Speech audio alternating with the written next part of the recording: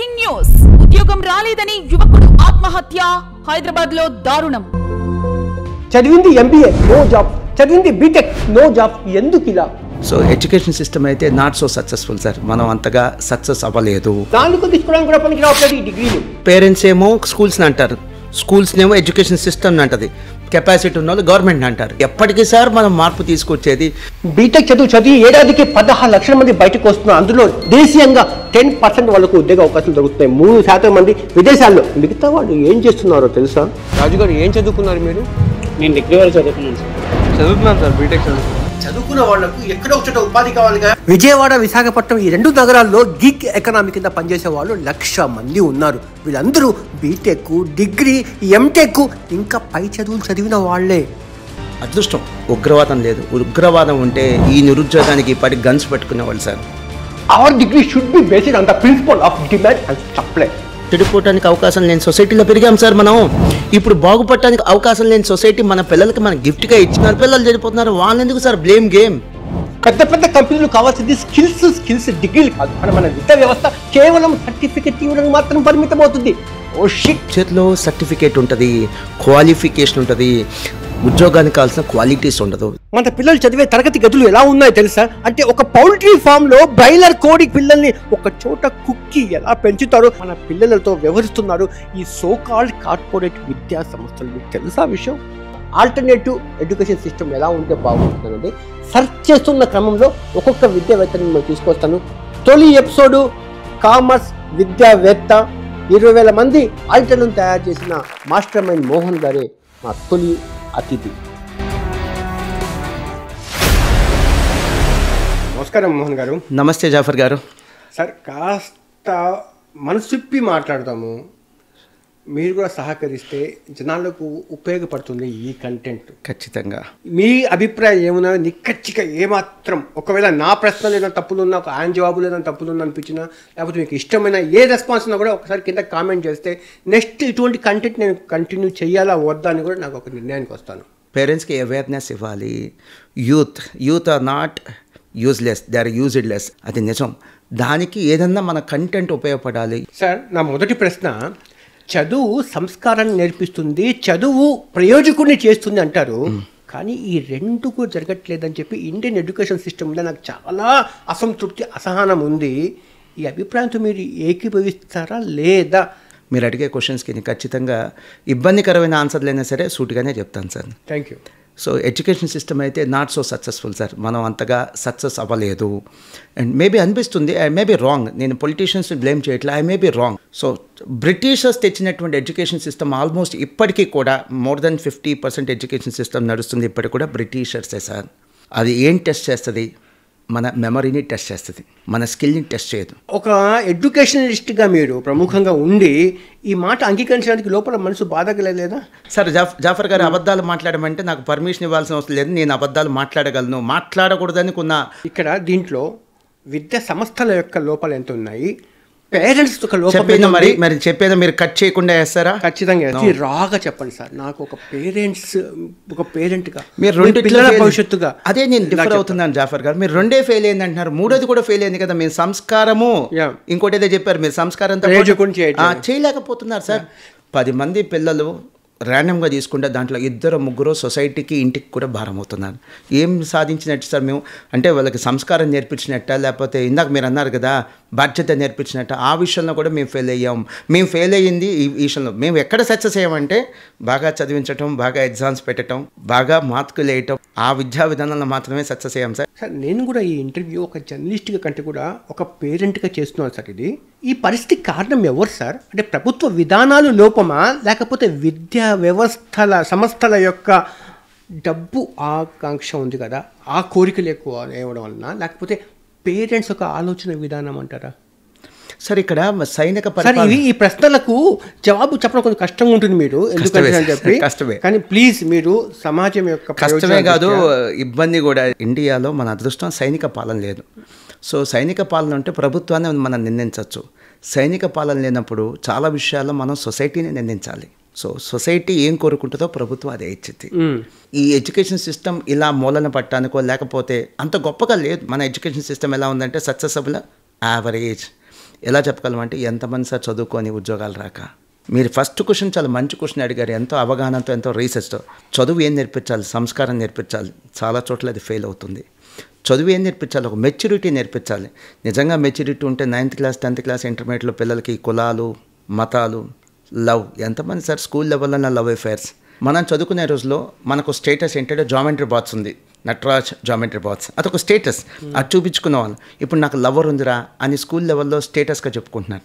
School లెవెల్లో ముద్దులు పెట్టుకునే పిల్లలు ఉన్నారు, ఇంటర్మీడియట్ లెవెల్లో డేటింగ్ చేసేటువంటి పిల్లలు ఉన్నారు. ఏం ఫెయిల్ అయ్యాం సార్? మీరు అన్నట్టుగా ఎడ్యుకేషన్ సిస్టంలో మేము సంస్కారం నేర్పించడంలో ఫెయిల్ అయ్యాము. లోపం ఎక్కడుంది? I'll tell you sir.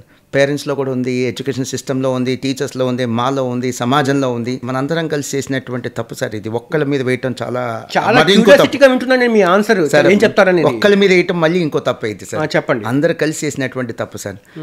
మీకు గుర్తుందా సార్, మీ స్కూల్లో ఎప్పుడైనా మీ టీచర్స్ కొట్టిన సందర్భాలు ఉన్నాయా? మమ్మల్ని అయితే మామూలు కొట్టలేదు సార్. టీచర్స్ కానీ స్కూల్ డైరెక్టర్స్ కానీ ఆ కొట్టేటప్పుడు కూడా ప్రేమతో కొట్టేవాళ్ళు. ఈ రోజున ఒక్కసారి పేరెంట్స్ని అదే పిల్లల్ని చిన్న చిన్న పనిష్మెంట్స్ ఇచ్చి చూడమని చెప్పండి. ఎంత స్థాయిలో ఉందంటే ఇంట్లో పనిష్మెంట్ ఇవ్వలేకపోతున్నారు పేరెంట్స్, ఇక్కడ స్కూల్లో కూడా పనిష్మెంట్స్ ఇవ్వలేకపోతున్నారు, కాలేజ్లో కూడా పనిష్మెంట్స్ ఇవ్వలేకపోతున్నారు. ఒకవేళ పనిష్మెంట్ ఇస్తే సిచ్యువేషన్ ఎలా ఉంటుందో మీడియాలో ఉన్న మీకు బాగా తెలుసు సార్, నాకంటే ఎక్కువ. సెకండ్ థింగ్ ఏంటంటే సార్, 10th క్లాస్ లెవెల్లో ఎన్ని చోట్ల కాపీయింగ్ ఎగ్జామ్స్ జరుగుతున్నాయి మీరు చూడండి సార్. అంటే పిల్లలకి ఏం కావాలి, ఏం చేసినా మార్కులు రావాలి, ఏం చేసినా పాస్ అవ్వాలి. అది ఇంటర్మీడియట్లో కూడా కంటిన్యూ అవుతుంది సార్. మార్కుల కోసం కాపీయింగ్.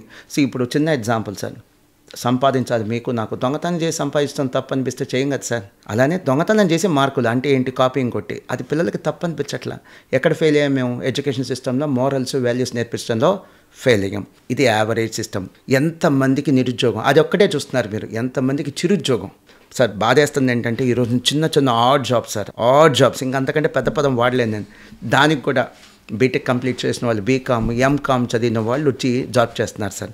వాళ్ళకి ఎంత డెస్పరేట్ నీడ్ ఉంటే, అంటే ఉద్యోగాలు లేక ఎంత ఇబ్బంది పడుతుంటే చదివిన చదువుని పక్కన పెట్టి మరి అలాంటి చిన్న జాబులు చేస్తారు. కొన్ని చోట్ల ఇంటర్వ్యూలు ఏం జరుగుతుందో తెలుసా సార్, నువ్వేం చదువుకున్నారు అంటే దాచిపెడుతున్నాడు. ఎందుకని, నేను ఎంకామ్ చదువుకున్నా, బీటెక్ చదువుకున్నా, బీకామ్ చదువుకున్నా, బీఎస్సీ చదువుకున్నానంటే ఆ ఉద్యోగం ఎవరైనా భయంతో చదువుకున్న చదువుని దాచిపెడుతున్నాడు. నేను విశాఖపట్నం ఉంటానండి. సాయంత్రం పూట ఫ్యామిలీతో అలాగా నేను ఎంవీపీకి వెళ్తే అక్కడ చిన్న చిన్న టిఫిన్ను బడ్డీ కొట్లు ఉంటాయి ఎక్కడ, రోడ్ సైడ్ పక్కన.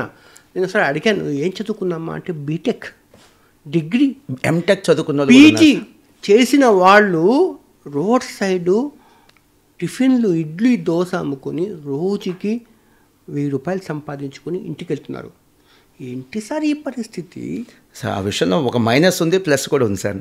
వాళ్ళు చూడండి, ఈ యూత్ని సమాజాన్ని బ్లేమ్ చేయకుండా, ఇంకోళ్ళ మీద ఆధారపడకుండా, చదివిన చదువుని పక్కన పెట్టి ఆ విషయం సెల్యూట్ అది కష్టపడి సంపాదిస్తున్నారు. ఒకప్పుడు ప్రభుత్వ ఉద్యోగాలు చేస్తేనే ఉద్యోగంగా అనుకునే రోజుల్లో నుంచి లేదు, వాళ్ళు ఈ వ్యాపారం కూడా మాకు సెల్ఫ్ రెస్పెక్ట్ ఉందని చెప్పి కోరుకుంటారు. కానీ డిమాండ్ సప్లై ఉంది చూసారా, మార్కెట్లో ఏది డిమాండ్ ఉంది కానీ ఎంత సప్లై మనం ఇవ్వగలుగుతున్నాం అని చెప్పి ఎడ్యుకేషన్ ఇన్స్టిట్యూట్స్ ఎందుకు ఆలోచించలేకపోతున్నాయి? ఇంకా జాఫర్ గారు మళ్ళీ మమ్మల్ని అంటారేంటి, ఎడ్యుకేషన్ ఇన్స్టిట్యూషన్స్ అని అంటారు. నేను చెప్పాను, ప్రభుత్వాన్ని ఎడ్యుకేషన్ ఇన్స్టిట్యూషన్స్ తక్కువ బ్లేమ్ చేయండి సార్. నాకు ఇక్కడ నా ప్రశ్న సార్, మీరు ఎదుర్కొంటారు సార్. ఒకటి సార్, ఆర్టిఫిషియల్ ఇంటెలిజెన్స్ ఈ స్థాయిలో విప్లవం వస్తుందని చెప్పి గత 3-4 ఇయర్స్ నుంచి ఇండికేషన్స్గా చెప్పుకుంటూ వస్తున్నాయి. ఈ రోజు నా పాపను కానీ నా కానీ ఏఐ సంబంధించిన ఒక కోర్సుతో జాయిన్ చేయడానికి ఒక ఇన్స్టిట్యూట్ పేరు చెప్పండి సార్, ఆంధ్రప్రదేశ్లో తెలంగాణలో.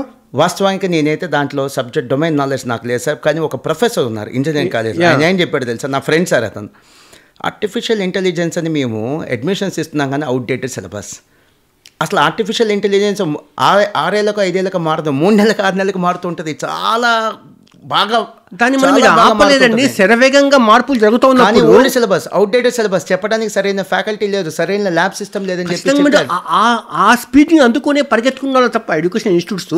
సార్ ఈ రోజు సరే ఇలానే ఎడ్యుకేషన్ సిస్టమ్ అంటే ఏమైందో చెప్తాను జాఫర్ గారు. ఏమైందంటే ఇప్పుడు సపోజ్ చంటి పిల్లలకి పాలు తాగించాలి కదా, అలా ఫ్యూచర్లో మనకి మిగిలే పోస్టులు ఏంటో తెలుసా, రోబోట్లు, ఆర్టిఫిషియల్ ఇంటెలిజెన్స్ పనిచేసే మిషన్లు, వాటికి ఛార్జింగ్ పెట్టాలి, అదొక జాబ్, వాటిని తొడవాలి, అదొక జాబ్. అవే మిగులుతాయి సార్ మనుషులకి. మిషన్లు చాలా బాధగా సార్, భయం వేస్తుంది సార్. బాధ వేరు భయం వేరు, 2 పదాలే తేడా ఉంది. భయం వేస్తుంది. నేర్చుకోవాల్సిన పిల్లలు స్టూడెంట్స్ ఏమో నేర్చుకోవడానికి ఇష్టం చూపించట్లా, అవసరం లేని మిషన్స్ అన్నీ నేర్చుకుంటున్నాయి. సో మనకి ఎక్కడో వేరే చోట నుంచి కాదు, పెద్ద విపత్తు పెద్ద ప్రమాదం ఈ పక్కన ఉన్న మిషన్లే, అయినా పిల్లల్లో ఆ భయం కనిపించట్లేదు సార్. ఏఐ తరఫున ఇలా రోబోలకే సేవలు చేయాలని చెప్పి అందులో ఉపాధి అవకాశం ఉన్నాయి కదా, ఇంకా ఆల్టర్నేటివ్ ఎడ్యుకేషన్ సిస్టంలో ఇంకో మార్పు చెప్పండి, ఇంకో చెప్పండి, ఇది ఓకే అని చెప్పి. సార్ ఆల్టర్నేటివ్ ఎడ్యుకేషన్ సిస్టమ్ గురించి మాట్లాడాలంటే సార్ మీరు నాకు కొద్దిగా టైం ఇవ్వాలి. ఎడ్యుకేషన్ సిస్టమ్ పట్ల నిజంగా చాలా జాగృతగా చాలా కేర్ఫుల్గా ఉంటే, ఒక సినిమా కోసం సెలక్షన్ కోసం ఒక పిక్నిక్ దానికోసం స్పెండ్ చేసినంతగా చాలామంది పేరెంట్స్ చదువు మీద రీసెర్చ్ కూడా చేయట్లేదు సార్. సో చాలా చోట్ల ఇంటర్మీడియట్ అడ్మిషన్స్ ఎక్కడైపోతున్నాయి తెలుసా జాఫర్ సార్, ఇళ్ళల్లో అయిపోతున్నాయి. 20 years బ్యాక్ ఎలా ఉండేది అంటే సార్, అమ్మాయి అయితే డాక్టర్, అబ్బాయి అయితే ఇంజనీర్ అనే సిచ్యువేషన్ నుంచి ఇప్పుడు చాలా ఆల్టర్నేటివ్ కెరియర్స్ వచ్చినాయి. పేరెంట్స్లో కూడా కొద్దిగా అవేర్నెస్ పెరిగింది. బట్ ఆల్టర్నేటివ్ కెరియర్ అంటే ఏముంది సార్, ఇప్పుడు కామర్స్ బేస్ కోర్సులు ఉన్నాయి, అది ఎంత కష్టం సార్. ఇప్పుడు నేను అవి చెప్తే ఏమైందని తెలుసా సార్ జాఫర్ గారు, అవి చెప్తే మళ్ళీ మాస్టర్ మైన్స్ మోహన్ గారు కామర్స్ని ప్రమోట్ చేయడానికి వచ్చారనుకుంటే అంటారు, కానీ వాస్తవం. కానీ నాకు అపోహ కూడా ఉంది, అపోహ నిజం మీరు చెప్పాలి. చెప్తాను సార్. సార్ చార్టెడ్ అకౌంటెంట్ చదివే బదులు ఐఏఎస్ పాస్ అయిపోవచ్చు అంటున్నారు. అమ్మో, ఒక అభిప్రాయం స్టేట్మెంట్ చిన్నప్పటి నుంచి ఒక అభిప్రాయం నా బలంగా ఉంది, అది కాదంటారా? ఎందుకు చాలా టఫ్గా ఉంటుంది సిలబస్. అసలు ఇంత పెద్ద స్టేట్మెంట్ ఇస్తారు నేను అనుకోలేదు సార్. మాకు సిఏ కష్టమే కానీ సార్, ఐఏఎస్ అంత కష్టం కాదు, ఇది ఐఐటి అంత కష్టం కాదు సార్, లేదా మెడిసిన్ అంత కష్టం కాదు sir. CA A level of difficulty ఉంటుందంటే సార్, సో కామర్స్ అనేది ఒక ఆల్టర్నేటివ్ ఎడ్యుకేషన్ సిస్టమ్. కామర్స్లో 2 ప్రముఖంగా అనిపించేటువంటి కోర్సులు సార్, సిఏ సిఎంఏ. ఈ 2 కామర్స్ అనేది ఆల్టర్నేటివ్ ఎడ్యుకేషన్ సిస్టమ్. ఈ 2 ప్రముఖంగా అనిపించే కోర్సులు సిఏ సిఎంఏ. ఈ 2 కూడా ఐఐటి కంటే మెడిసిన్ కంటే కష్టం కాదు, ఐఏఎస్ కంటే అసలు కష్టం కాదు. ఇవి 2 బీటెక్ కంటే డిగ్రీ కంటే కష్టం సార్. వచ్చిన అనాలిసిస్ స్టాటిస్టిక్స్ చెప్పమంటారు సార్. ఐఐటి ఎగ్జామినేషన్ తీసుకుంటే 2024లో ఐఐటి ఎగ్జామినేషన్ దేశవ్యాప్తంగా 14 లక్షల మంది రాశారు సార్. ఐఐటి జేఈ అని అంటారు, ఐఐటి జేఈఈ. మరి ఎంతమంది పేరెంట్స్కి ఐఐటి జేఈ అడ్మిషన్ తీసుకునేప్పుడు ఎంపీసీ ప్లస్ ఐఐటి అంటారు. ఎంతమందికి ఐఐటి జేఈ అంటే తెలుసో, ఎంతమందికి అసలు ఎంతమంది రాస్తున్నారు, అసలు అవగాహనతో జాయిన్ చేస్తున్నారా, లేదా ఆ పేరు వినటానికి చాలా బాగుందని చెప్పి జాయిన్ చేస్తున్నారా అర్థం కావట్లా. ఐఐటి జేఈ ఎగ్జామినేషన్ 14 లక్షల మంది రాస్తున్నారు సార్, సీట్లు ఉంది 17,000 మంది సార్. అంటే 100కి ఒక ఛాన్స్, 100కి ఒకరికే ఛాన్స్. సో తీసుకోవాలి. క్లాస్లో టాపర్స్ అలాంటి కోర్స్ తీసుకుంటే ఓకే సార్. క్లాస్లో టాపర్స్ కాని వాళ్ళు ఎంతమంది ఉంటారు తెలుసా సార్? 80% మంది ఉంటారు. 80% మంది ఎవరు? యావరేజ్, బిలో యావరేజ్, యావరేజ్ పిల్లలు. వాళ్ళు ఎందుకు సార్ ఆ కోర్స్ తీసుకోవటం? వీళ్ళు నలిగిపోతారు సార్. మీరు మీడియాలో ఉన్న వాళ్ళు మీరు చెప్పాలి. నేను మిమ్మల్ని ప్రశ్న అడుగుతున్నా, 2 తెలుగు రాష్ట్రాల్లో ఎక్కువ సీట్ సైట్స్ ఎందుకు జరుగుతున్నాయి మిగతా స్టేట్స్తో కంపేర్ చేస్తే? ఎస్, ఇక్కడ ఒత్తిడితో కూడిన విద్య బాగా చాలా చక్కగా అందుబాటులో ఉంది. ఇప్పుడు కార్పొరేట్ విద్యా సంస్థలు పిల్లల మీద ప్రెజర్ పెట్టేసి బట్టి పెట్టే చదువులు చదివిస్తున్నారు కదా, దీనివల్ల అతని మానసిక స్థితి ఎలా ఉంటుంది? ఈ కోణం నుంచి ఒకసారి విశ్లేషించండి సార్. మీరు డిఫర్ అయితే అవ్వండి కానీ సార్, కాకపోతే ఏంటంటే బేస్లెస్గా నన్ను ఖండించొద్దు సార్. ఐఐటి రామయ్య గారు ఇంటి పేరు, ఐఐటిని ఇంటి పేరుగా మార్చుకున్న ఐఐటి రామయ్య గారు నాకు ఒక కామన్ ఫ్రెండ్, గొప్ప వ్యక్తి, గొప్ప విద్యావేత్త సార్, అండ్ గొప్ప హ్యూమన్ బీయింగ్ కూడా. ఇప్పటికీ బతికే ఉన్నాడు సార్. మన అదృష్టం ఆయన బతికి ఉండటం. ఇప్పుడు ఇన్స్టిట్యూట్ నడుపుతున్నారు ఆయన? నడపట్లేదు. చూసారా? ఎందుకని? నేను విన్నది ఏంటో తెలుసా సార్, నిజం కాకపోవచ్చు, నాకు సమాజం ఇంపార్టెన్స్ ఇవ్వనప్పుడు సమాజం గురించి నేను ఎందుకు ఆలోచించాలని ఆయన అస్త్ర సన్యాసం చేశాడు. అంటే వాలంటరీగా ఎడ్యుకేషన్ సిస్టమ్ నుంచి తప్పుకున్నాడు. మరి పేరెంట్స్కి విలువలతో కూడిన ఎడ్యుకేషన్ ఎన్ని కావాలనుకున్నప్పుడు ఐఐటి రామయ్య గారిని కంటిన్యూ చేయించాలి కదా సార్. ఇంట్లో ప్యాంపరింగ్, ఈ ఎడ్యుకేషన్ ఎంత డ్యామేజ్ చేస్తుంది, ఇంట్లో ప్యాంపరింగ్ పోటీ పడి డ్యామేజ్ చేస్తుంది. అంతగా పిల్లల్ని ప్యాంపర్ చేస్తున్నారు. అలానే స్కూల్స్లో కానీ కాలేజీలో కానీ మెజారిటీ పేరెంట్స్ ఏం కోరుకుంటున్నారో అదే చేస్తున్నారు. నిజంగా పేరెంట్స్కి విలువైన విద్య, ఉన్నత విద్య, చక్కటి విద్య ఎట్సెట్రా ఏమైనా పెట్టుకోండి. కావాలనుకుంటే రవి కళాశాల లాంటివి, ఐఐటి రామయ్య గారు లాంటి కోచింగ్ సెంటర్స్ క్లోజ్ అవ్వవు సార్. సార్ ఈ రోజున పేరెంట్స్గా, మీరు పేరెంటే, మనం పేరెంట్గా మాట్లాడదాం సార్. పిల్లల గురించి పేరెంట్స్ కాకపోతే ఇంకెవరు ఆలోచిస్తారు సార్? స్కూల్స్ కాలేజీలు ఆలోచిస్తారా? ఫస్ట్ ఆలోచించాల్సింది పేరెంట్స్ సార్. ఇప్పుడు మీ పేరెంట్స్ నిందిస్తున్నారు. ఇప్పుడు 6th క్లాస్ ఎంట్రీ కాగానే ఆ పిల్లోడు ఆ కార్పొరేట్ విద్యా సంస్థ ఏం చెప్తుందంటే, అమ్మ మీకు బేస్గా దాన్ని ఏమంటారు, మెడిసిన్కి వెళ్ళాలా, ఇంజనీరింగ్కి వెళ్ళాలా, ఇంజనీరింగ్ అవును సార్ వాళ్ళు చెప్తారు సార్. మీరు ఎందుకు వింటున్నారు సార్? ఇంటర్మీడియట్ నుంచి ఏమో పిల్లలు చదువు తప్ప ఇంకేం పట్టుకోకూడదు సార్, ఎందుకంటే కాంపిటేటివ్ ప్రపంచంలోకి వెళ్తున్నాం. 10th క్లాస్ దాకా పిల్లలు ఏం చేయాలి సార్? ఆడుకోవాలి, గొడవ చేయాలి, ప్రపంచాన్ని చూడాలి, చుట్టాల దగ్గరికి వెళ్ళాలి, ఫంక్షన్స్ దగ్గరికి వెళ్ళాలి, పనులు చేయాలి, ఇంట్లో పనులు చేయాలి, వాళ్ళు ఇవన్నీ చేయాలి. అది చేయట్లా. 10th క్లాస్ దాకా స్కూల్స్లో ఏం చేస్తున్నారు తెలుసా సార్? మెజారిటీ స్కూల్ సార్, జనాన్ని గమనించండి, మగ్గిపోయి చదువుతున్నారు పిల్లలు, హైయెస్ట్ లెవెల్ ఆఫ్ స్ట్రెస్లో ఉన్నారు. ఇంటర్మీడియట్ నుంచి ఏం జరుగుతుంది? ఎక్కువ మంది పిల్లలు గాలి ఎయిర్ ఫోర్స్. చూడండి ఎంత ఫెయిల్ అయ్యామో. అంటే స్కూల్లోనేమో పిల్లలు ఆడుకోవాలి, ఆల్రౌండర్గా ఎదగాలి, ఫిజికల్గా ఎదగాలి, మెంటల్గా ఎదగాలి, వాడికి అన్ని విషయాలు తెలియాలి, లాంగ్వేజ్ డెవలప్ అవ్వాలి, కమ్యూనికేషన్ స్కిల్స్ డెవలప్ అవ్వాలి, ఆటలు ఆడుకోవాలి, వాడు ఎంజాయ్ చేయాలి సార్. స్కూల్ అంటే is a platform for education కాదు, is a platform for enjoyment. మన సెలెక్టివ్ ఎంజాయ్మెంట్ ఉండాలి. అది ఎక్కడ ఉంది సార్ స్కూల్లో? వెరాజ్ ఇంటర్మీడియట్ కాలేజ్లో చాలామంది, ఈవెన్ డిగ్రీ కాలేజ్లో, ఇంటర్మీడియట్ కాలేజ్లో, బీటెక్ కాలేజ్లో పిల్లలకు మెచ్యూరిటీ ఉండాలి సార్. ఇక్కడ ఎంజాయ్మెంట్ ఉండకూడదు. బట్ ఇక్కడ ఉందంతా ఎంజాయ్మెంటే. చాలామంది పిల్లలు ఇంటర్మీడియట్ నుంచి ఏం చేస్తున్నారు? ఎంజాయ్మెంట్. లేకపోతే సినిమాలకి ఎన్ని కలెక్షన్స్ ఎలా వస్తాయి సార్ మా కాలేజీలు సరిగ్గా నడిస్తే? ఈ వాస్తవాలు కదా సార్. తప్పే ఉంటుంది. సో ఎడ్యుకేషన్ సిస్టమ్ సార్, దాంట్లో అందరం నేరస్తులమే. మీరు ఓన్లీ కాలేజ్ని స్కూల్స్ని అంటుంటే నాకు బాధ అనిపిస్తుంది. ఓన్లీ కాలేజ్ని స్కూల్స్ అని అంతే సార్. ఒక బ్యాడ్ పొలిటీషియన్ గెలిచాడంటే ఓట్లేసిన జనాన్ని కాదా సార్? ఒక బ్యాడ్ ఎడ్యుకేషన్ సిస్టమ్ గెలిచిందంటే సమర్థించిన పేరెంట్స్ కాదా అంటున్నాను. పేరెంట్స్ ఏం కోరుకుంటున్నారో వాళ్ళకి తెలుసు సార్. బట్ ఏంటంటే మనసు చంపుకోనో లేకపోతే ఎక్కడో ఇన్ఫ్లుయెన్స్ అయ్యో సార్ చాలా చోట్ల స్కూల్స్ కాదు. మీరు కార్పొరేట్ అని మళ్ళీ రిపీటెడ్గా అంటున్నారు. చాలా చోట్ల పేరెంట్స్ ఈ కార్పొరేట్ స్కూల్స్లో, కార్పొరేట్ కాలేజ్లో జాయిన్ చేస్తుంది. చాలా చోట్ల పేరెంటాల్లో ఫంక్షన్స్లో చెప్పుకోవడానికి వీళ్ళకి సోషల్ స్టేటస్. మా పిల్లలు ఆ స్కూల్లో జాయిన్ అయ్యారు, సోషల్ స్టేటస్ చెప్పుకోవాలి. ఐఐటి ఫౌండేషన్ చదువుతున్నారు, మెడిసిన్ ఫౌండేషన్ చదువుతున్నారు, సోషల్ స్టేటస్. కొంతమంది ఉంటారు, కొంతమంది మూర్ఖులు, నేను చదవలేకపోయాను మా పిల్లలు, నేను సిఏ చదవలేకపోయాను మా పిల్లోడు చదవాలి, నేను ఐఐటి చదవలేకపోయాను మా పిల్లోడు ఐఐటి చదవాలి. అది మూర్ఖత్వం సార్. నీ క్వాలిటీ వేరు, నీ పిల్లోడు క్వాలిటీ వేరు. వాడి ఇంట్రెస్ట్ ఏంటో కొద్దిగా అడగాలి సార్, అబ్జర్వ్ చేయాలి. వాడికి చెప్పే అవకాశాన్ని వాళ్ళు లేదా అబ్జర్వ్ చేయాలి. సో టాలెంట్, ఇంట్రెస్ట్ ఈ రెండు కనుక గమనించకుండా మనం ఏ కోర్సు జాయిన్ చేసినా కూడా అది ఫెయిల్ అవుతుంది సార్. బట్ పిల్లల ఇంట్రెస్ట్ తెలుసుకోం, ప్రయారిటీస్ తెలుసుకోం. అలానే చాలా చోట్ల ఎడ్యుకేషన్ ఇన్స్టిట్యూషన్స్లో పిల్లలకి కోర్సెస్, కెరియర్స్ ఎలా డిసైడ్ చేస్తున్నారంటే పిల్లల ఇంట్రెస్ట్ ఏంటి, పిల్లల కెపాసిటీ ఏంటి, ఈ రెండు చాలా ఇంపార్టెంట్ సార్. అవి లేకుండా చేస్తున్నారు సార్. పొలాల పేరెంట్స్ని ఒకటి సార్ నేను చెప్పేది అంటే, నేను నా ఇంటర్వ్యూలో వాళ్ళని ప్రొటెక్ట్ చేసి మాట్లాడడం కాదు, తప్పు వాళ్ళది కూడా ఉంది. బట్ వాళ్ళు ఇన్నోసెంట్ కదా. ఇన్నోసెంట్ నేను అంటున్నాను కదా సార్. ఇప్పుడు కొంతమంది మూర్ఖులు అన్నాను కదా, మిగతా పేరెంట్స్ పాప innocent sir. Sir under graduation అయిన తర్వాత బయటకు వచ్చిన తర్వాత వాడికి మిడిల్ క్లాస్ వాళ్ళ సంబంధించిన పేరెంట్ యొక్క ఆలోచన ఎలా ఉంటుందంటే, ఒక ఉద్యోగం రావాలి, తన కాళ్ళ మీద తను నిలబడాలి, ఆ తర్వాత తమను చూసుకోవాలి. ఇదే సార్ వాళ్ళ కోరిక. పెద్ద కోరికలు ఉండవు.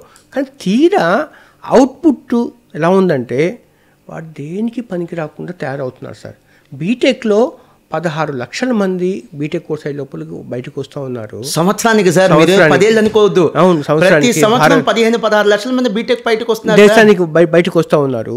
ఎంతమందికి జాబ్ ప్లేస్మెంట్ వింటే గుండె తరుక్కుపోతుంది. ఇంకా మమ్మల్ని మోసం చేస్తున్నారా అని చెప్పి. సార్ మన చాలా అదృష్టవంతులు చెప్పనా? మీరు చెప్పండి సార్. ఇక్కడ జరుగుతుంది ఏంటంటే చాలామంది అదృష్టం, ఉగ్రవాదం లేదు. ఉగ్రవాదం ఉంటే ఈ నిరుద్యోగానికి ఇప్పటికి గన్స్ పెట్టుకునేవాళ్ళు సార్. గన్స్ సప్లై చేసేది ఎవరు తెలియదు సార్, హానెస్ట్గా చెప్తుందా తెలియదు. అది మీరు చెప్పాలి. తెలిసినా చెప్పనని కదా, నాకు తెలియదు. కానీ గన్స్ పట్టుకున్నారు సార్. అంటే ఆ గన్స్ సప్లై చేస్తున్నది ప్రభుత్వ విధానాల రూపంలో ఆ గన్స్ సప్లై అవుతున్నాయా, లేకపోతే పేరెంట్స్ యొక్క ఆలోచన రూపంలో ఆ గన్స్ సప్లై అవుతున్నాయా? ఎడ్యుకేషన్ సిస్టమ్ రూపంలో సప్లై అవుతుంది సార్. ఎడ్యుకేషన్ సిస్టమ్ అంటే మన అందరం సార్. స్కూల్స్ నడిపేవాళ్ళు, అదే స్కూల్స్ నడిపేవాళ్ళం, పేరెంట్స్, మీరు, నేను, మీడియా కూడా. బీటెక్, డిగ్రీ ఈ చదువు గురించి మాట్లాడుతున్నాం నేను అంతా అని చెప్పి. దీని మీద సప్లిమెంటరీ చెప్పనా సార్? నేను ప్రభుత్వ విధానాల్లో నేను ప్రమోట్ చేస్తున్న వాళ్ళలో సార్ మీరు నిష్పక్షపాతంగా చెప్పండి, ఎంత % తప్పు ఉంటుంది? ఏంటంటే 1/3 సార్. 1/3 సార్. ఓకే, పేరెంట్స్ యొక్క కోరికలు, ఆలోచనలు అంటే ఈ దిశగా నువ్వు వెళ్ళమ్మా, నువ్వు యూఎస్ పోవాలా, నువ్వు అయిన తర్వాత నువ్వు కార్పొరేట్ ఎంఎన్సీలో చేరాలి, ఈ తరహా ఆలోచనలు, కాబట్టి నువ్వు ఈ ఫౌండేషన్ కోసం చేరు, ఇటువంటి ఆలోచన ఉంటాయి కదా. వాళ్ళ ఆ కోరికలకి ఎంత బ్లేమ్ చేస్తారు? 1/3 సమానం. ఎడ్యుకేషన్ ఇన్స్టిట్యూషన్స్ నడిపే మేము, మీరు కొంచెం ఈ అందరికంటే కూడా ఈ ఎడ్యుకేషన్ ఇన్స్టిట్యూట్స్ నడిపే వాళ్ళ లాభాపేక్ష ఎక్కువ ఉందని చెప్పి మళ్ళీ మా మీద పడుతున్నారు సార్. నేనేమంటాను, మమ్మల్ని వదిలేయమని చెప్పట్లేదు సార్, నేను మమ్మల్ని క్షమించేయండి కాపాడండి అని నేను చెప్పట్లేదు సార్. గన్ ఒక్కటి వన్ సైడ్ మా మీదే చూపిస్తారేంటి సార్ గన్ అనేది? ఇది కాంట్రవర్సీ అయ్యింది. మరి మీకు ఓకేనా? ఓకే. ఇష్టపడి జాయిన్ చేస్తున్నారు, 1,50,000 2 లక్షల ఫీజు అని చెప్పి పేరెంట్స్కి ముందే తెలియదా? ఫీజులు తెలియదా?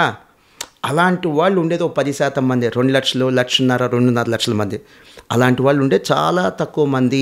అక్కడున్న ఫెసిలిటీస్ చూసుకుంటున్నారు, వాళ్ళకి ఫెసిలిటీస్ కావాలనుకుంటున్నారు, వరల్డ్ క్లాస్ ఎడ్యుకేషన్ కావాలనుకుంటున్నారు, ఇంటర్నేషనల్ స్కూల్స్ కావాలనుకుంటున్నారు, జాయిన్ అవుతున్నారు బై చాయిస్. మళ్ళీ చెప్తున్నా, బై చాయిస్. పిల్లలు చదువుతున్న స్కూల్ ఫీజు అంటే హైదరాబాద్లో 35,000 సార్. సో 35,000 కాదు, ఇంకో 5,000 కలుపుకుందాం సార్. జాఫర్ సార్ ఎంత? 40,000 వేసుకుందాం, ఓకేనా sir? 300 working days sir. 300 working డేస్కి 40,000 అనుకుంటే రోజుకు 125 రూపాయలు సార్. 125 రూపాయలు ఒక సినిమా హాల్లో మీరు సమోసా తీసుకోండి చూద్దాం, కూల్ డ్రింక్ తీసుకొని చూద్దాం, పాప్కార్న్ తీసుకొని చూద్దాం, పార్కింగ్ ఫీజు చూడండి. సో సుమారుగా మనకి సార్ 125 రూపీస్ పడుతుంది సార్ ఒక రోజుకి. 7 టీచర్లు, ఆయమ్మ, రెంట్లు, కరెంటు, ట్యాక్స్లు అన్నీ కలిపి 125 రూపీస్ పర్ డే సార్. నేనేమంటున్నానంటే చీపెస్ట్ సోర్స్ ఆఫ్ ఎడ్యుకేషన్ అని చెప్పట్లేదు, అఫోర్డబుల్. దాచేసుకోవడం లేదు సార్. కొన్ని స్కూల్స్ మీరు చెక్ చేసుకోండి, 2 లక్షలు 2.5 లక్షలు 1,50,000 ఫీజు తీసుకునేది ఎడ్యుకేషన్ కోసమా? వాళ్ళు చెప్పేది ఏబీసీడీలే, మేము చెప్పేది ఏబీసీడీలే సార్. వాళ్ళ ప్లే గ్రౌండ్ కోసం, వాష్రూమ్స్ కోసం, ఏసీ క్లాస్ రూమ్స్ కోసం, డిజిటల్ క్లాస్ రూమ్ కోసం వాళ్ళు క్లారిటీగానే ఉన్నారు సార్. పేరెంట్సే క్లారిటీగా లేరు. ఫ్యాకల్టీ నుంచి ఫెసిలిటీస్ పడిపోయాం. ఫ్యాకల్టీని చూపించి అడ్మిషన్స్ తీసుకునే చాలా సంస్థలు కనుమరుగైపోయి ఇప్పుడు ఫెసిలిటీస్ చూపించి అడ్మిషన్స్ తీసుకునే సంస్థలు బాగా ఫ్లరిష్ అవుతున్నాయి. సో కొన్ని స్కూల్స్, కొన్ని కాలేజీలో మనం ఖచ్చితంగా పబ్లిక్గా రికార్డెడ్గా మనం బ్లేమ్ చేయాలి సార్. కానీ అందరినీ బ్లేమ్ చేయొద్దండి. ఎలాంటివి తెలుసా సార్? స్కూల్లో అడ్మిషన్ తీసుకుంటారు మన ఫీజుతో, సో ఉపకారం చేసామని బిల్డప్ ఇస్తారు, అది తప్పు అంటాను. స్కూల్ కానీ కొన్ని కాలేజీలో ఉన్నాయి, మనకి అడ్మిషన్ చేసి ఏదో ఫేవర్ చేసాం అన్నట్టుగా బిల్డప్ ఇస్తారు, అవునా కదా సార్? అలాంటి కేసెస్ ఉన్నాయా లేదా? సో అది తప్పు అంటాను. సో ఈ విషయంలో ఇది నెక్స్ట్ వన్. చాలామంది ఇప్పుడు జరుగుతుంది యూత్ది ఏం జరుగుతుందో తెలుసా సార్? వాళ్ళు పాస్ అయిన తర్వాత ప్రతి యూత్ కాకపోయినా చాలామంది కేసుల్లో జరుగుతుంది. వాడు ఫస్ట్ ఒక కత్తి తీసుకోవాలి, వాడి కళలను చంపేసుకోవాలి, ఆ తర్వాత ప్రయాణం స్టార్ట్ చేయాలి. వాడికి ఎన్ని కళలు ఉంటాయి సార్? కళలు లేకపోతే అసలు ఎందుకు చదువుతాడు సార్? గాలిలాగా తిరగచ్చు కదా. వాడికి కళలు ఉంటాయి కదా. ఆ కళలు నెరవేర్చడంలో మన ఎడ్యుకేషన్ సిస్టమ్ ఖచ్చితంగా ఫెయిల్ అయ్యింది. Syllabus outdated, skill based education ఉండదు, ప్రాక్టికల్ నాలెడ్జ్ ఉండదు. జాబ్ మీద పెడితే ఇంటర్వ్యూకి వస్తారు, స్టాఫ్ సెలెక్ట్ అవ్వరు. కారణం స్కిల్స్ లేకపోవడం. చేతిలో సర్టిఫికేట్ ఉంటుంది, క్వాలిఫికేషన్ ఉంటుంది, ఉద్యోగానికి కావాల్సిన క్వాలిటీస్ ఉండదు. ఇప్పుడు చెప్పండి, ఎడ్యుకేషన్ సిస్టంలో వ్యాక్యూమ్ ఉందా లేదా సరే? ఆ వ్యాక్యూమ్ లేకపోతే వీళ్ళందరూ చదువుకున్న వాళ్ళకి ఉద్యోగాలు రావాలి కదా అన్నా నేను. అంటే సో చదువుకున్న వాళ్ళకి ఉద్యోగాలు రావాలి కదా. సో ఇది బ్లేమ్ గేమ్ సార్. పేరెంట్స్ ఏమో స్కూల్స్ని అంటారు, స్కూల్స్నేమో ఎడ్యుకేషన్ సిస్టమ్ అంటది. లేదా కొద్దిగా వాయిస్ ఉన్నోళ్ళు, మీలాంటి ధైర్యం ఉన్నోళ్ళు, కాస్త కెపాసిటీ ఉన్నోళ్ళు గవర్నమెంట్ అంటారు. ఇంకెప్పటికీ సార్ మనం మార్పు తీసుకొచ్చేది? మార్పు తీసుకురానంత కాలం మనం ఎడ్యుకేటెడ్ గుమస్తాలని తయారు చేస్తూనే ఉంటాము. ఈ సొసైటీలో మనం భరించాల్సిన నొప్పిది. Yes, we should take this pain. Sir మనం ఎలాంటి సొసైటీలో పెరిగాము అని అంటే చెడిపోవటానికి అవకాశం లేని సొసైటీలో పెరిగాం సార్ మనం. ఇప్పుడు బాగుపడటానికి అవకాశం లేని సొసైటీ మన పిల్లలకి మనం గిఫ్ట్గా ఇచ్చి పిల్లలు చెడిపోతున్నారు వాళ్ళని ఎందుకు సార్ బ్లేమ్ గేమ్? ఇంట్లో టీవీలు ఆపుకొని కూర్చోలేరా పిల్లలు చెడిపోతున్నప్పుడు? మీకు అంత కన్సర్న్ ఉన్నప్పుడు చదువు అయిపోయేదాకా టీవీ కనెక్షన్ ఆపేయచ్చు కదా. చదువు అయిపోయేదాకా, నేను జీవితాంతం అన్నట్లా. ఒక స్కూల్లో జాయిన్ చేసేస్తే మన బాధ్యత అయిపోద్దా?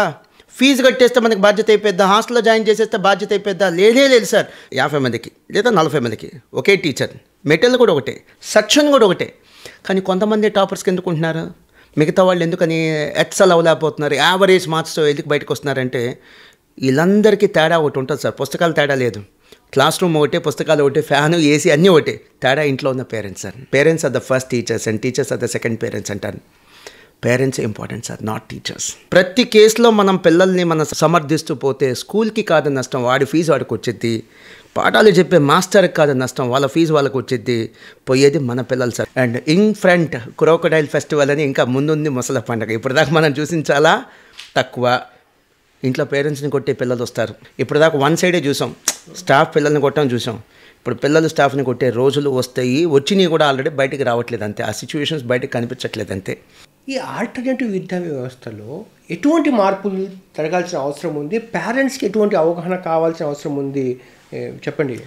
ఆల్టర్నేటివ్ ఎడ్యుకేషన్ సిస్టమ్ అండి సార్, ఎస్పెషల్లీ ఈ 2 రాష్ట్రాల్లో చాలా ఎక్కువ ఉంది సార్. ఇది MPC, BiPC, science, dominated society sir ఇది. ఇక్కడ చదువు అంటే సైన్స్. 6వ తరగతి పిల్లోడికి వాడి ఊరి పేరు తెలియదు, ఆ ఊరిలో ఉన్నటువంటి వీధుల పేరు తెలియదు, but IIT syllabus, NEET syllabus. ఆ నీట్ సిలబస్ నేను కూడా ఒక బాధితున్న ఆ విషయంలో. ఏంది సార్ అసలు చాలా పెద్ద సిలబస్ సార్ అది, మనం చదవలేము సార్. ఒక యావరేజ్ పిల్లోడు, అబోవ్ యావరేజ్ పిల్లోడు కూడా చదవలేడు సార్.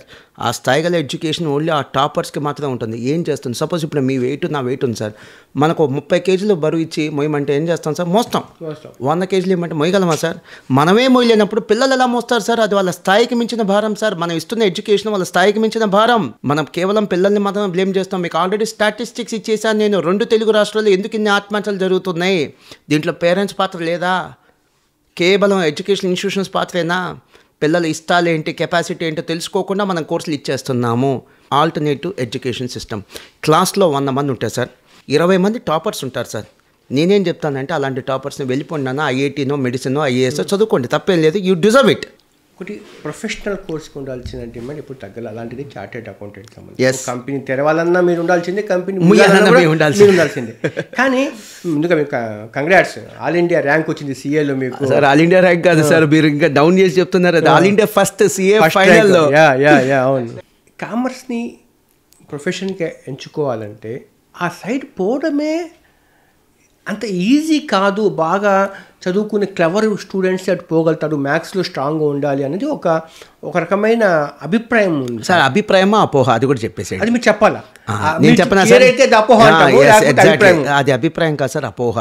ఈ కోర్సు పట్ల, కామర్స్ కోర్సుల పట్ల నిజాల కంటే అపోహలే రాజ్యం వెళ్తున్నాయి. అపోహలే ఎక్కువ రాజ్యం వెళ్తున్నాయి.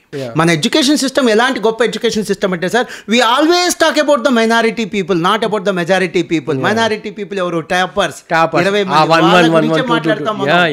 వాళ్ళ గురించే మాట్లాడతాం మనం. నీ అందరు ఇలా ఉన్నారని చెప్పండి సార్, ఎక్కువ మంది ఇలా ఉన్నారని.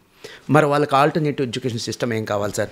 ఐఐటి కాదు వీళ్ళ స్థాయి, మెడిసిన్ కాదు వీళ్ళ స్థాయి, ఐఏఎస్ కాదు వీళ్ళ స్థాయి. మరి ఏంటి సార్ ఆల్టర్నేటివ్ సిస్టమ్ అంటే? CA, chartered accountancy, cost accountancy. ఈ కోర్సులు ఏంటంటే సార్, ఇవి ఐఐటి కంటే ఈజీ, మెడిసిన్ కంటే ఈజీ, ఐఏఎస్ కంటే ఈజీ. సరే మీరు ఈజీ అంటున్నారు సార్. నిజంగా చెప్పాలంటే మాస్టర్ మైండ్స్కి ర్యాంకులు వచ్చినంత మాత్రాన్ని ఈజీ. 2 నిమిషాలు ఇంటర్ ఆపుదాం సార్. ఏంటి సార్ మా దరిద్రం? నిజం చెప్పినా నమ్మరు.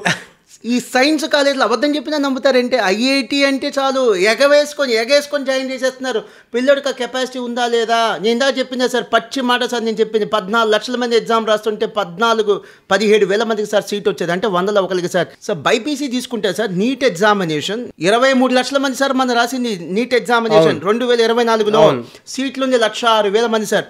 మన యావరేజ్ పిల్లలు ఉన్నారు చూసారు క్లాస్లో 80% మంది అన్నాను కదా, సీట్ వచ్చిందా సార్? రాదు. అలాంటి వాళ్ళని జాయిన్ చేయొద్దు అన్నాను. అలాంటి వాళ్ళకి సెట్ అయ్యే కోర్సులు చాలా ఉన్నాయి.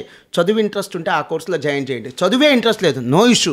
చెడిపోకుండా లైఫ్లో జర్నీ స్టార్ట్ చేయమని చెప్పండి, ఉద్యోగాన్ని చేయమని చెప్పండి, వ్యాపారం వెళ్ళమని చెప్పండి, ఏమీ తప్పులేదు. మీరు ఒక చార్టెడ్ అకౌంటెన్సీ ఎగ్జామ్ తీసుకుంటే సార్, సిఏ ఎగ్జామినేషన్ తీసుకుంటే సార్, సిఏ 100 మంది జాయిన్ అయితే, 100 మంది జాయిన్ అయితే సిఏ లేదా సిఎంఏ 100 మంది జాయిన్ అయితే, ఫస్ట్ అటెంప్ట్లో పాస్ అయ్యే వాళ్ళు 20 నుంచి 25 మంది ఉంటారు సార్. ఫస్ట్ అటెంప్ట్లో పాస్ అయ్యే అవుట్ ఆఫ్ 100. సెకండ్ అటెంప్ట్లో పాస్ అయ్యే వాళ్ళు ఇంకో 10 మంది ఉంటారు సార్.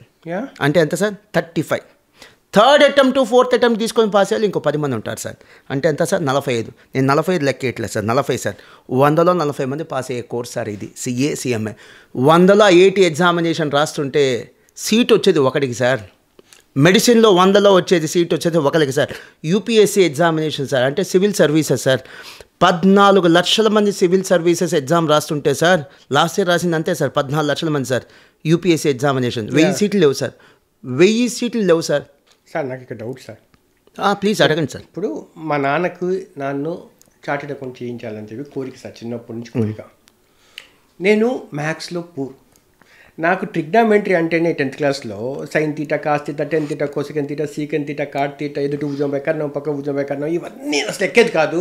మా నాన్న గోల్ మొత్తం నాకు అలా గుర్తుండిపోయేది. అసలు అలాగని చెప్పి కష్టపడి హెచ్ఈసీ తీసుకున్నా వల్ల కాదు, ఇది నేను హిస్టరీకి వెళ్తాను, నేను బీఏకి వెళ్తాను. సరే మీ ఇంటి ఖర్చులు ఎంత, మీకు వచ్చే ఆదాయం ఎంత అని లెక్కేయడానికి మీకు ట్రిగ్నామెంటరీ అవసరం సార్. అలాంటివి పెట్టడము సార్. మ్యాథ్స్ అంటే రాని వాళ్ళు, మ్యాథ్స్ అంటే భయం ఉన్న వాళ్ళు సిఏ లాంటి కోర్సుకి పనికిరారు లేదా చేయకూడదని అంటారు సార్. మా దగ్గర ఉండేది మ్యాథ్స్ కాదు సార్, అప్లైడ్ మ్యాథ్స్ సార్. ఇప్పుడు సపోజ్ సిఏ మాకు మ్యాథ్స్ కంటే sir core subject economics and commerce sir. దాంట్లో నిష్ణాతులు అవ్వాలే కానీ మ్యాథ్స్లో నిష్ణాతులు అవ్వాల్సిన అవసరం లేదు. సిఏ చేయాలన్నా సిఎంఏ చేయాలన్నా సార్ ఫస్ట్ తీసుకోవాల్సిన కోర్స్ సార్ ఎంఈసీ లేదా సిఈసీ కోర్సులు తీసుకోవాలి సార్. ఈ 2 కోర్సులు ఎంపీసీ బైపీసీ సిఈసీ లాంటి కోర్సులు తీసుకుని కూడా సీఏకి రావచ్చు, సీఎంఏకి కూడా రావచ్చు సార్. కానీ సీఏ చేయాలనుకుంటే సార్ 10th అయిన తర్వాత ఒక స్ట్రాంగ్ కాంక్రీట్ డెసిషన్ తీసుకుంటే ఖచ్చితంగా చెప్తున్నాను ఇది ఈజీ. మేము వేసేది లెక్కలే కానీ మ్యాథ్స్ కాదు సార్. మీ ఇంటి లెక్కలేస్తాం, కంపెనీ కార్పొరేట్ లెక్కలేస్తాం, పద్దులు చూస్తాం, అకౌంట్స్ చూస్తాం, ఆడిట్ చేస్తాం, వెరిఫికేషన్ చేస్తాం. మేము చూసేది మ్యాథ్స్ కాదు సార్. దాంట్లో అనాలిసిస్ ఉంటాయి, అనలిటిక్స్ ఉంటాయి, ఎక్కడ రెవెన్యూ లీకేజ్ ఉంది, ఎక్కడ ఇన్కమ్ పోతుంది, ఎక్కడ ప్రాఫిటబిలిటీ తగ్గుతుంది, ఎక్కడ ఖర్చులు కంట్రోల్ చేయాలి, ఇవన్నీ కూడా చూస్తాం సార్. మేము చేసేది మ్యాథ్స్ కాదు సార్, ఓన్లీ ఇంటర్మీడియట్ వరకు మ్యాథ్స్ సార్. నేను అడిగే క్వశ్చన్ చాలా చివరికి వస్తుంది, లాస్ట్ ప్రశ్న ఇది, చాలా ఇంపార్టెంట్ ప్రశ్న సార్ ఇది. ఇప్పుడు పిల్లల యొక్క అభిరుచులు దేని మీద ఉన్నాయో దాన్ని ఎంకరేజ్ చేయాలంటారు. ఆ అభిరుచులు ఫ్యూచర్లో అతను బాగుపడడానికో లేకపోతే ఫ్యూచర్ ఎప్పటికీ డిమాండ్ ఉండే కోర్సులో దాని మీద అది అవగాహన లేకపోకుండా అతనికి ఏదో క్రికెట్ మీద ఇష్టం అనుకుందాం సార్. క్రికెట్లో అవకాశం సక్సెస్ రేట్ చాలా తక్కువ సార్, చాలా తక్కువ. బీసీసీఎల్ పోయి ఆడడం కానీ అలా కానీ అంత అని చెప్పి, ఇంటర్నేషనల్ క్రికెట్ ఆడడం కానీ అంత అని చెప్పి.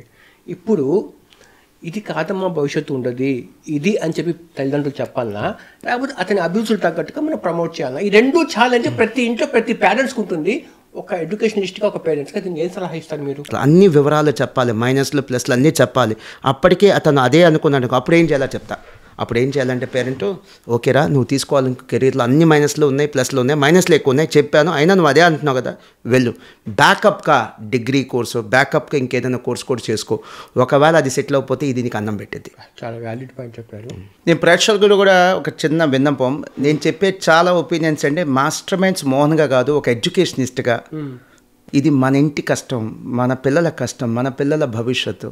ఒక సినిమాకి వెళ్ళడానికి ఎన్నో రివ్యూస్ చూస్తాం, రెస్టారెంట్కి వెళ్ళాలి ఎన్నో రివ్యూస్ చూస్తాం, ఒక టూర్కి ఒక 3 days 4 daysకి ఒక టూర్కి వెళ్ళాలంటే ఎన్నో రివ్యూస్ చూస్తాం. బట్ అంతే కష్టపడి, అంతే జాగ్రత్త పడి, అంతే రివ్యూస్ చూసి, అన్ని రకాల ఎంక్వైరీ చేసి చదువు గురించి పిల్లలకి సరైన ఎడ్యుకేషన్ ఇస్తున్నామా లేదా, ఈ కార్యక్రమం మొత్తం చూసిన తర్వాత పేరెంట్స్కి ఫస్ట్ వచ్చేటువంటి సందేహం అది.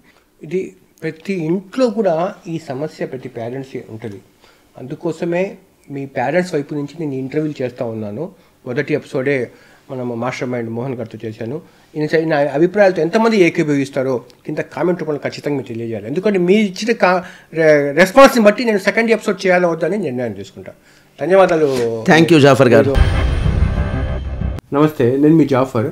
మీకు నేను మా టీం చేసే వర్క్ నచ్చితే మీరు సబ్స్క్రైబ్ చేయడం మర్చిపోవద్దు.